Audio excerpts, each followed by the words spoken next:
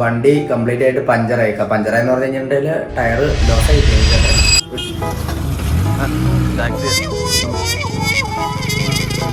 ഇങ്ങനെയൊക്കെ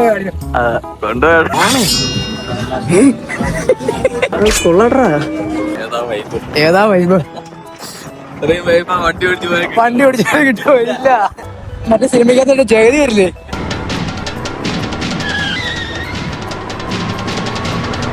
hi hello WhatsApp guys, നമ്മളിത് ആദ്യം എടുക്കുന്ന വീഡിയോ എന്ന് പറഞ്ഞു കഴിഞ്ഞാൽ 1000 കിലോമീറ്റർ കവർ ചെയ്യുന്ന ഒരു വീഡിയോ ആയിട്ടാണ് എടുക്കാനിരുന്നത്. പക്ഷേ നമുക്കിവിടെ സംഭവിച്ചത് എന്തെന്ന് വെച്ച് കഴിഞ്ഞാൽ നമ്മൾ കൂർഗ് പോവുകയും കൂർഗിൽ ചെന്ന് നമ്മൾ അവിടെ സ്റ്റക്ക് ആവുകയുമാണ് ചെയ്തത്. നമ്മുടെ ടയർ പഞ്ചറായി. അത് കൂടാണ്ട് തന്നെ നമുക്ക് അവിടെ അതും കാട്ടിൽ വെച്ചായതുകൊണ്ട് തന്നെ നമുക്ക് കുറേ പുറകിലോട്ട് പോകേണ്ടി വന്നു. റൂം എടുക്കാൻ തന്നെ 10-15 കിലോമീറ്റർ പുറകിലോട്ട് പോകേണ്ടി വന്നു. സോ അങ്ങനെ ഒരു വ്ളോഗായിട്ടാണ് നമ്മൾ ഇന്ന് വന്നേക്കുന്നത്. എന്തായാലും വീഡിയോ കാണുന്നില്ല, സ്റ്റൈലായിട്ട് ഇറങ്ങിയോ.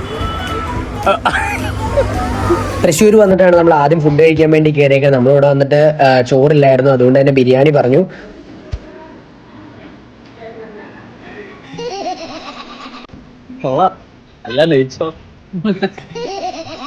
നമ്മളെന്തായാലും ഇവിടെ നിന്ന് ഇറങ്ങുവാണ്. ഇനി നമ്മൾ നിർത്താൻ പ്ലാൻ ചെയ്യുന്നത് വടക്കുന്നാഥന്റെ അമ്പലത്തിന്റെ അവിടെയാണ്. എന്തായാലും നമ്മൾ ഫുൾ ടാങ്ക് പെട്രോൾ അടിച്ച് നോക്കി കഴിഞ്ഞാൽ വിഷയം ക്യാമറ നോക്കരുത്.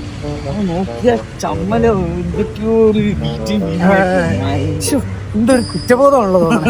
ഈ ഒരു ക്ഷേത്രം കാണാൻ അത്രമാത്രം ഭംഗിയുണ്ട്. ഈ ഒരു അകലേന്ന് കാണുമ്പോ തന്നെ പോയപ്പോ ഭയങ്കര ചൂടായതുകൊണ്ട് തന്നെ എപ്പോഴും നിർത്തി ഇതുപോലെ ലൈം കുടിക്കലായിരുന്നു പരിപാടി. ഇതേതോ പണിതീരാത്ത പാലമാട്ടോ. അത് പുതിയ ഡാം വല്ലതും വരുന്നതാണോ?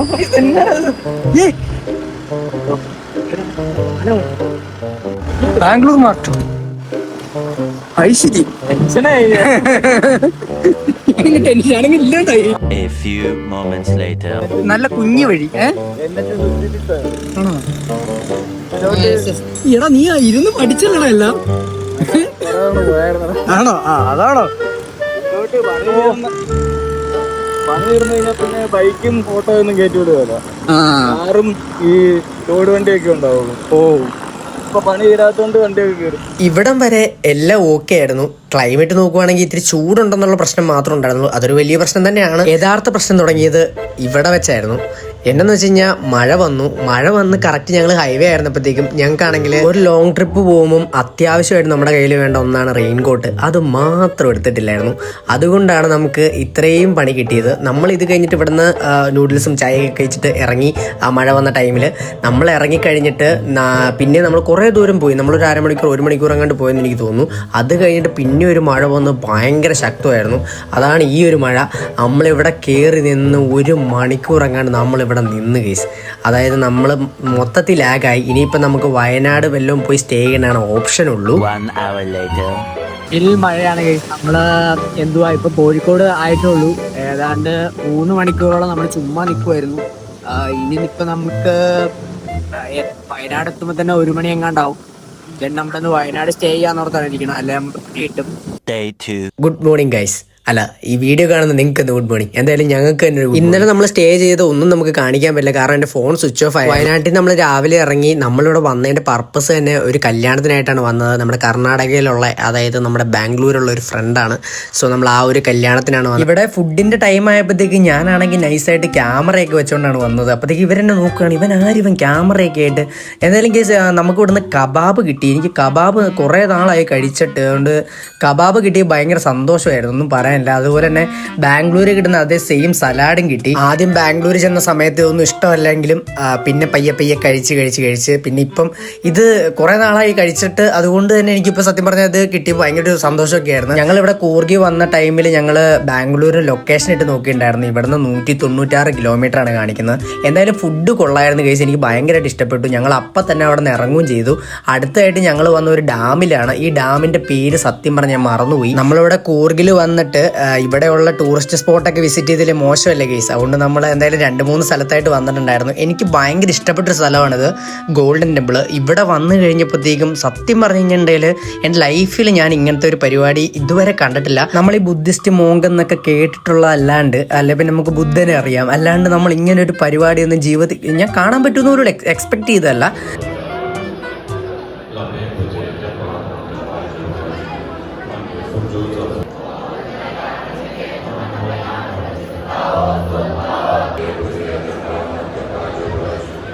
ഞങ്ങൾ ഇങ്ങോട്ട് പോകുന്നതിന് മുമ്പ് ഒരു ഗോൾഡൻ ടെമ്പിൾ ഉണ്ട്, ഇത് പോയി കാണാം. നമ്മൾ ഗൂഗിളിൽ സെർച്ച് ചെയ്തെടുത്തതാണ്. ഇവര് പണ്ട് കാലത്ത് പലായനം ചെയ്ത് വന്നവരാന്നൊക്കെ പറയുന്നു. ഞാൻ അതിനെപ്പറ്റി കുറച്ച് വീഡിയോസ് ഒക്കെ കഴിഞ്ഞിട്ട് കണ്ടു.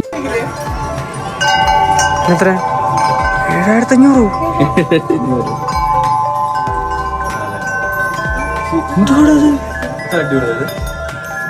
ഇത് ഇങ്ങനത്തെ മറ്റേ ഫോട്ടോ വെച്ച് കുറെ കിടക്കണതാണ്, പക്ഷെ ഇത്ര വലുതല്ലോ.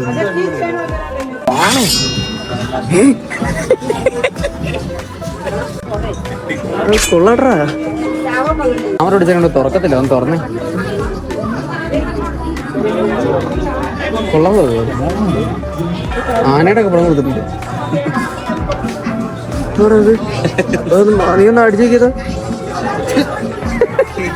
നമ്മളങ്ങനെ അവിടെ നിന്ന് പോന്നു, ഗോൾഡൻ ടെമ്പിളിൽ നിന്ന് പോന്നു. ഇനി നമുക്ക് എങ്ങോട്ട് പോകാനുള്ള ടൈമില്ല. നമുക്ക് കാട് പെട്ടെന്ന് കടക്കണം എന്നുള്ള പ്ലാനിലോട്ടാണ് നമ്മൾ ഇറങ്ങുന്നത്. വരുന്ന വഴിക്ക് നമ്മൾ ഒരു എലിഫന്റ് ക്യാമ്പൊക്കെ കണ്ടു. നമ്മളവിടെ കയറി കുറച്ച് ആനകളെ കണ്ടു. റോഡ് സൈഡിൽ വെച്ചൊന്നും കണ്ടില്ലെങ്കിലും ഇങ്ങനെ ക്യാമ്പുകളിൽ 5-6 നിൽക്കണ കണ്ടു. ഇത് കഴിഞ്ഞ് നമ്മൾ ഇരുട്ടന്നെ വയനാടെത്താൻ വേണ്ടി പെട്ടെന്ന് തന്നെ പോവായിരുന്നു. പക്ഷേ നമ്മുടെ വണ്ടിയുടെ ടയർ ഫുള്ളായിട്ട് പഞ്ചറായി.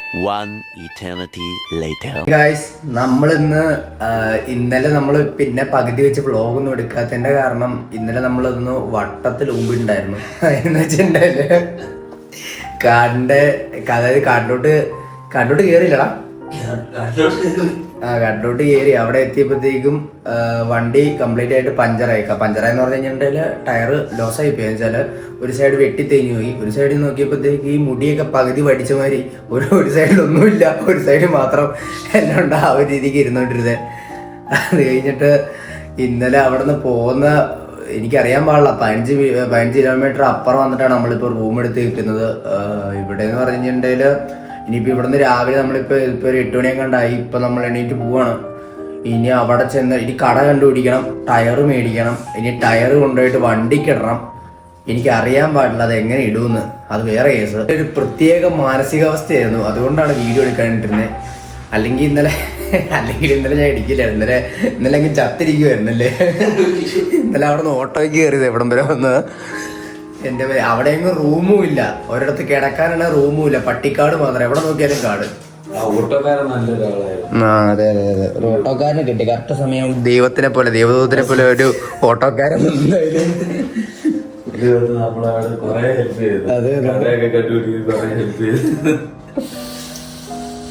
എന്റെ പൊന്നെ ഇറങ്ങിയാണോ ചെയ്യൂന്നറിയാൻ പാടില്ല.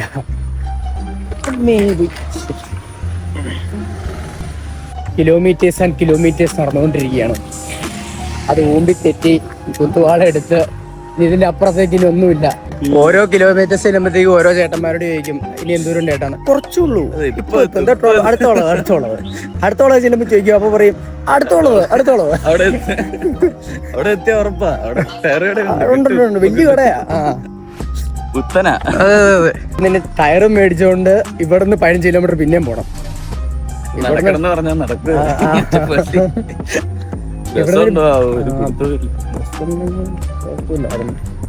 നമ്മള് വന്നിട്ട് ഒരു ബസ്സല്ലേ ഉണ്ടല്ലോ. അടിപൊളി. അപ്പൊ ഇനി അടുത്ത ആളെ കാണും. കർണാടക ബോർഡർ എത്തി കഴിഞ്ഞാൽ പിന്നെ ഹെൽമെറ്റ് ഒന്നും വേണ്ട. ബാംഗ്ലൂർ ആണെങ്കിൽ പക്ഷെ പിന്നെ പക്ഷെ നല്ല മനുഷ്യരാട്ടോ. അയ്യോ ഇന്നലെ കൊറേ ഹെൽപ്പ് കിട്ടി. അല്ലെ തെണ്ടിപ്പോയ എല്ലാ കാട്ടിൽ കിടന്ന് ഊമ്പിയാന്.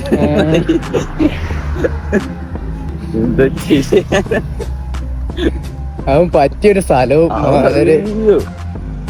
66 കിലോമീറ്റർ അങ്ങോട്ടും 16 കിലോമീറ്റർ ഇങ്ങോട്ടും. 16 കിലോമീറ്റർ ഇങ്ങോട്ടും. തിരിച്ച് കൂർഗ് പോവാന്ന് വിചാരിച്ചാൽ അങ്ങോട്ടും 50 കിലോമീറ്റർ.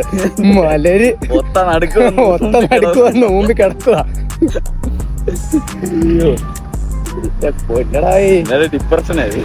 അടുത്ത വളവ് എത്തിട്ടോ ചമ്മി വീണ്ടും. നമ്മള് വീട്ടിലെത്തുന്ന തോന്നുന്നില്ല. നടന്ന് വയനാട് എത്തുമ്പോ ഇവിടെ റഷീദിനെ ഒന്നുകൂടെ വിളിച്ചു നോക്കിയാലോ. അവിടുന്ന് ഒരു ചേട്ടൻ സൂചന വന്നായിരുന്നു. 2-3 പേര് നമ്മുടെ അടുത്ത മക്കളെന്ന് പറഞ്ഞെങ്കിലും ഇവിടെ അടുത്തെത്തിയപ്പോ ഒരു ചേട്ടൻ സൂചന തന്നു. മക്കളെ കുറച്ചുണ്ട്. ഫോട്ടോ വിളിച്ചെല്ലാം പോവാ. ചേട്ടാ ശരിയാ, കുറച്ചുണ്ട്. നമ്മളിപ്പോ നിൽക്കുന്ന സ്ഥലം പൊന്നമ്പേട്ടല്ലേ? പൊന്നമ്പേട്ടോ അങ്ങനെ കണ്ടൊരു സ്ഥലമാണ്. നമ്മൾ അടുത്ത് നമ്മുടെ വണ്ടി ഇരിക്കുന്ന സ്ഥലം കാണൂരും അല്ല നമ്മുടെ വണ്ടി ഇരിക്കുന്നത്, അവിടെ നിന്ന് ഉള്ളിലോട്ടാണ് നമ്മുടെ വണ്ടി ഇരിക്കുന്നത്. കോത്തൂരോ? എന്റെ പൊന്നെ, എനിക്ക് വയ്യ. ഇവിടെ പോകുമ്പോൾ ആട്ടോ പോകണം, പിന്നെ ആട്ടിൽ വരണം, പിന്നെ പോകണം. അതായത് നമ്മൾ ആ വണ്ടി ഇവിടെ കൊണ്ടുവരുന്നതിൽ ഇവിടെ മെഷീനും എല്ലാ സംഭവങ്ങളും ഉണ്ടായിരുന്നു, ടയർ ഇടാൻ ഭാഗത്തിന്. നമ്മളിപ്പോൾ ഇനി കൊണ്ടുപോകാൻ പോണ കടയിൽ ഇതൊന്നുമില്ല. നമ്മളെന്തായാലും ഇവിടെ നിന്ന് ഈ ഒരു ടയർ മേടിച്ച് ഇയാളാണെങ്കിൽ നമ്മുടെ അവസ്ഥ കണ്ടിട്ടാന്ന് തോന്നുന്നു നമുക്ക് കുറച്ച് പൈസ കുറച്ചും തന്നു. ഓക്കേടാ, ശരി. ബാംഗ്ലൂര്. ശരി കേട്ടോ, താങ്ക്സ്. നമുക്കിനി നമ്മുടെ വണ്ടി ഇരിക്കുന്ന ലൊക്കേഷനിലോട്ട് ഏതാണ്ട് 16 കിലോമീറ്റർ എങ്ങാണ്ടുണ്ട്. സോ നമ്മളെന്തായാലും ഒന്ന് ലിഫ്റ്റ് ട്രൈ ചെയ്ത് നോക്കാമെന്ന് വിചാരിച്ചു. കാരണം വണ്ടി കിട്ടാൻ ഇത്തിരി പാടാണ്. ഇവിടെ കണ്ടിട്ടുണ്ടോ നമ്മള്?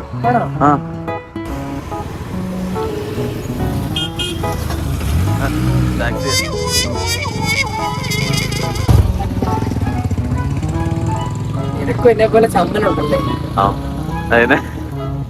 എനിക്ക് അതിനുള്ളിൽ ചമ്മലാണ്. ഞാനിങ്ങനെ കാണിക്കുമ്പോ ആൾക്കാർ വിചാരിക്കും എനിക്ക് നാണോ കുമ്മാനൊന്നും ഇല്ല. പക്ഷെ എനിക്കത് ഇല്ലല്ലോ, വേറെ നിവൃത്തിയില്ല. എനിക്ക് നിന്നെ കണ്ടപ്പോ ചെയ്ത് ഇല്ലാത്തവരുണ്ടെന്ന് ഇപ്പൊ തോന്നിയില്ലെങ്കിൽ അത്ഭുതമുള്ളൂ. കറക്റ്റ് ഹമ്പിന്റെ അവിടെ ബുദ്ധിപരമായ നീക്കം, വണ്ടി സ്ലോ ആക്കൂല അല്ലേ? ഇങ്ങനെയൊക്കെ കൊണ്ടുപോയ കാണിച്ചു കുറെ ആൾക്കാർ. എന്റെ പേര് എബിൻ. എന്റെ പേര് അഭിജിത്ത്. ചേട്ടൻ പറഞ്ഞായിരുന്നു ഇതൊരു കർണാടക ബോർഡർ ആയതുകൊണ്ട് തന്നെ ഇവിടെ എല്ലാവർക്കും തന്നെ മലയാളം അറിയാം. അത്യാവശ്യം നന്നായിട്ട് തന്നെ എല്ലാവർക്കും തന്നെ മലയാളം അറിയാം. അതുകൊണ്ട് തന്നെ നമുക്ക് ഒരുപാട് സഹായവും കിട്ടിയിട്ടുണ്ട്. എപ്പടി ഇരിക്കും മച്ചാ? സത്യം. ഇതിനും കൂടുതൽ ഇനി എന്തെങ്കിലും വരാനുണ്ടോ? എന്താ കാര്യമില്ല, ഇപ്പൊ പറയാനില്ലടാ. ഞാൻ എന്നെ പറയും. ഞാൻ ഇത്ര മുട്ടിപ്പോയി. നീ അന്ന കാട് പക്കത്തിലെ പോണം. ഏതാ വൈബ്? വണ്ടി ഓടിച്ചാൽ കിട്ടുമോ? ഇല്ല.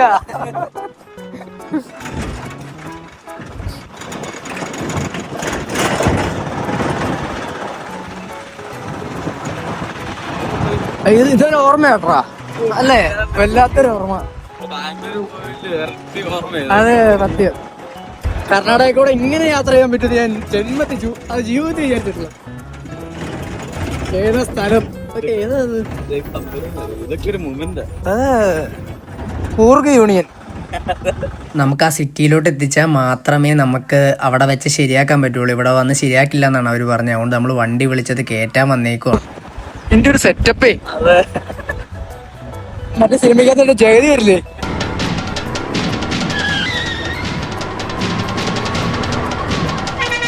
അങ്ങനെ നമ്മൾ വണ്ടി കൊണ്ടുവന്ന് ഇവിടെ ഇറക്കിയിട്ടുണ്ട്. ഇവിടെ തന്നെ പ്രശ്നമെന്ന് പറഞ്ഞാൽ ഇവിടെ മെഷീനോ വേറൊന്നുമില്ല. ഞങ്ങൾ എന്തായാലും ഫുഡൊക്കെ ഒന്ന് കഴിക്കാൻ കയറി. സത്യം പറഞ്ഞു കഴിഞ്ഞാൽ ഇന്നലെ രാത്രി ഒന്നും കഴിച്ചില്ലാത്തതുകൊണ്ട് തന്നെ പിന്നെയും വിശക്കുമായിരുന്നു. ഇവിടെ കുറേ നേരം എടുത്ത് കഴിച്ച് ഇതൊന്ന് ശരിയാക്കി കിട്ടാനായിട്ട്. ഞങ്ങൾ എന്നിട്ട് ലാസ്റ്റ് ഇവർ ശരിയാക്കി തന്ന് ഇവിടെ നിന്ന് എന്തായാലും പോയേക്കാന്ന് വിചാരിച്ചു. നമുക്കെന്തായാലും പെട്ടെന്ന് തന്നെ വയനാട് എത്തണം. നമ്മളെന്തായാലും ഇവിടെയാണ് വന്ന് സ്റ്റക്കായത്. ഫൈനലി ഉപകരിച്ചു. മേടിച്ചേ വർത്തായി. കാശ് പോയെന്ന് പറഞ്ഞിരുന്നേ. മേടിച്ച പിന്നെ ഒരു കണക്കിന് മേടിച്ച പിന്നെ മഴയില്ലായിരുന്നു കേട്ടാ. ഇതും അധികം നേരം ഒന്നും ഉണ്ടാവൂല. ഇത് ഇടിയിപ്പിക്കാൻ വേണ്ടിയുള്ള ട്രിക്കാ. കഴിഞ്ഞ ദിവസത്തെ മഴ കണ്ടിട്ടാണ് ഈ കോട്ട് വാങ്ങുന്നത്. കോട്ട് വാങ്ങിക്കഴിഞ്ഞിട്ട് പിന്നെ മഴയേ പെയ്തിട്ടില്ല. ഇത് കഴിഞ്ഞ് ഞങ്ങളൊരു കട നിർത്തിയപ്പോൾ കുറച്ച് പിള്ളേരെ കണ്ട്. വീണില്ല?